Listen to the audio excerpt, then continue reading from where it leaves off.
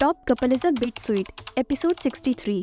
GRN की performance खत्म होने के बाद डायरेक्टर चाऊ बोले, तुम्हारी परफॉर्मेंस बहुत अच्छी थी, अब तुम जाकर न्यूज़ का वेट करो, ठीक है? ठीक है, अब मैं चलती हूँ, जीआरएन स्माइल करते हुए बोली। ब्रदर ली बोले, वैसे अभी तक जितनी भी एक्ट्रेसेस ऑडिशन के लिए आई हैं उन सभी में से जीआरएन बेस्ट है ना? उसकी परफॉर्मेंस में दिख रहा है कि आखिरकार इतने साल उसने ओवरसीज कितनी मेहनत की है। वैसे भी आजकल कास्टिंग के लिए इतनी मेहनत कौन करता है जैसे उसने की है। डायरेक्टर चाऊ बोले, अगर सिटी ऑफ आइज के खासकर इस कैरेक्टर के लिए मैं ज़्यादा डिमांड्स नहीं रखूँगा, रिक्वायरमेंट्स नहीं रखूँगा तो ओल्ड जाओ मुझे खा जाएगा। और वैसे भी राइटर्स को समझाना बहुत मुश्किल होता है। ये सारी बातें सोंगयन बहुत ही ध्यान से सुन रहा था और उसे काफ़ी बुरा भी लगता है कि उसकी वाइफ को बिना चांस दिए ये लोग ऐसा कैसे बोल सकते हैं। वहीं दूसरी तरफ वेनली रेडी हो चुकी थी। स्टाफ मेंबर बोली, मिसेस वेन इस तरफ आइए। ठीक है, वेनली बोली। तभी वहाँ पर जीआरएन भी आ जाती है।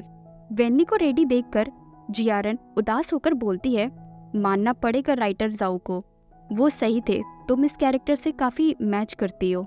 फिर जीआरएन वेनली के कंधे पर हाथ रखते हुए बोलती है, लेकिन सिर्फ कैरेक्टर से मैच करना ही काफ़ी नहीं होता, अपना बेस्ट देना। बिल्कुल, वेनली बोली। फिर वेनली नॉक करते हुए बोली, डायरेक्टर्स क्या मैं अंदर आ जाऊं? हाँ आ जाओ, डायरेक्टर बोला। हेलो डायरेक्टर्स, वेनली बोली। वेनली इस गेटअप में बहुत ही ज़्यादा सुंदर लग रही थी और वो इतनी खूबसूरत लग रही थी कि उसे देखकर दोनों डायरेक्टर्स के मुंह खुले की खुले रह जाते हैं। डायरेक्टर चाओ बोले, जल्दी से ओल्ड जाओ को बुलाओ, उसको बोलो कि तुम्हारी रियल लाइफ वेन वेन आ चुकी है। ब्रदर ली बोले, लेकिन वो तो अभी हाईवे पर फंसा हुआ है। डायरेक्टर चाओ बोले, उसको बोलो कि वेनली अपना मेकअप करवा कर आ चुकी है, ये सुनते ही वो हाईवे से कूद कर भी आ जाएगा। वहीं वेनली सोंगयान को भी वहाँ देखकर सोचती है, डायरेक्टर्स का यहाँ होना एक अलग बात है, लेकिन ये यहाँ क्या कर रहा है? सोंगयान भी वेनली के साथ एक्ट करने के लिए रेडी होकर आ जाता है।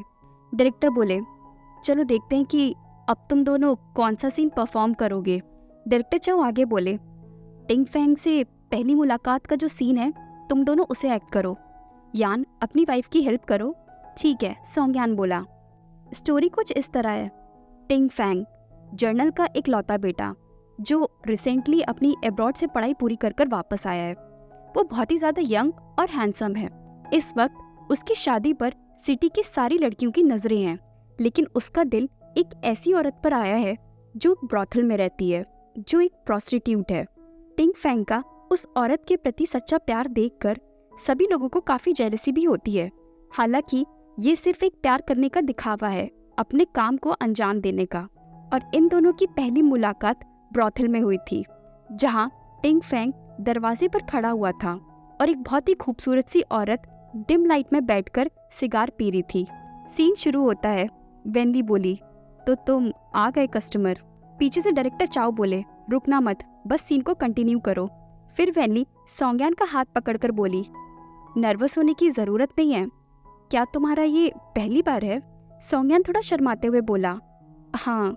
फिर वेनली सोंगयान को हक करते हुए बोली, फिर तो मैं बहुत लकी हूँ, मुझे मेरे कस्टमर का फर्स्ट टाइम जो मिलने वाला है, और तुम चिंता मत करो, मैं तुम्हें अच्छे से सर्व करूँगी।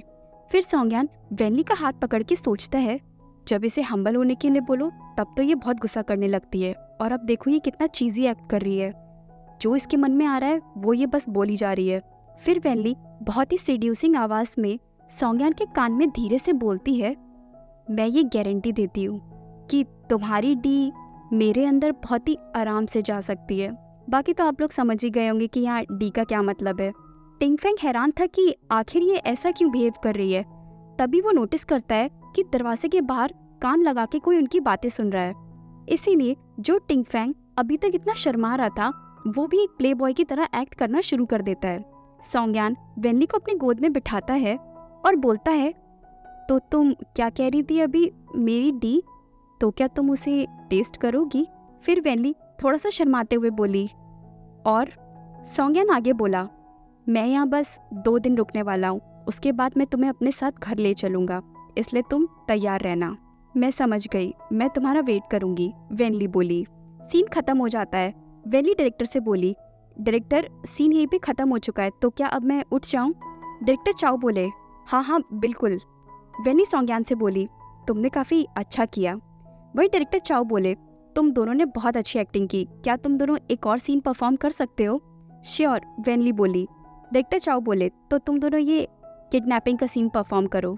सीन खत्म होने के बाद डायरेक्टर चाओ बोले, मैंने अब सोच लिया है, तुम दोनों जल्दी से अपने पुराने शो का फिल्मिंग खत्म करो, क्योंकि अब मैं तुम दोनों को इस क्रू में लेने के लिए ज़्यादा दिन वेट नहीं कर सकता।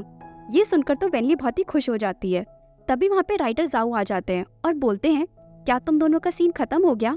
तभी पीछे से डायरेक्टर चाओ की आवाज़ आती है, राइटर जाओ इधर आओ, मैंने तुम्हारे लिए सब कुछ रिकॉर्ड कर लिया है, अब तुम उन दोनों को दोबारा से एक्ट करने के लिए मत बोलना। राइटर जाओ बोले, ठीक है, मुझे दिखाओ जल्दी से अभी।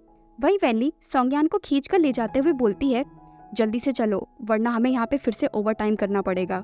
एक जगह पहुँचने के बाद वेनली बहुत ही खुश होते हुए बोली, मिस्टर सॉन्ग, मैं विश करती हूँ कि नेक्स्ट मूवी में हम दोनों का काम बहुत अच्छा हो। सौंग्यान वेनली को देखता है और अपने माथे को वेनली के माथे से टिकाकर बोलता है, बिल्कुल। और अगर आपको ये स्टोरी अच्छी लगी तो प्लीज़ चैनल को सब्सक्राइब और स्टोरी को लाइक एंड शेयर करना ना भूलें। Thank you.